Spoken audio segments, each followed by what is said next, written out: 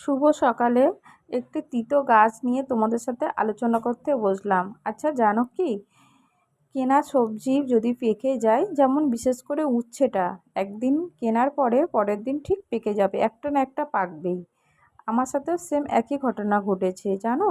এই উচ্ছে দানাটা মানে সবজিটা পেকে গেছিলো বলে তার দানাটা আমি নষ্ট করিনি, ঠিক আমার ছাদ বাগানে ফুল গাছের গোড়ার মধ্যে আমি রেখে দিয়েছিলাম। কয়েকদিন পরে দেখলাম ছোট ছোট গাছ বার হয়েছে। আমার তো খুবই আনন্দ, কারণ উচ্ছে পাতা দিয়ে মুসুর ডালের বড়া খেতে আমার ভীষণ ভালো লাগে। আচ্ছা, তোমাদের কি ভালো লাগে?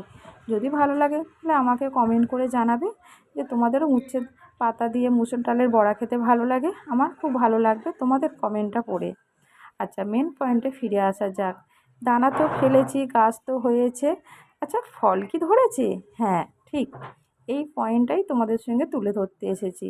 গাছের গোড়া থেকে আগাপন্দি প্রত্যেকটা ফড়কিতে অনেক করে উচ্ছে ধরেছে। জানি না উচ্ছেগুলো বড় হবে কি না, কিন্তু আমার তো ভীষণ ভালো লাগছে।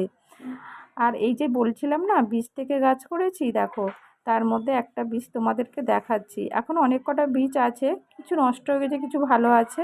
আচ্ছা, ভালো লাগলে তোমরা এইভাবে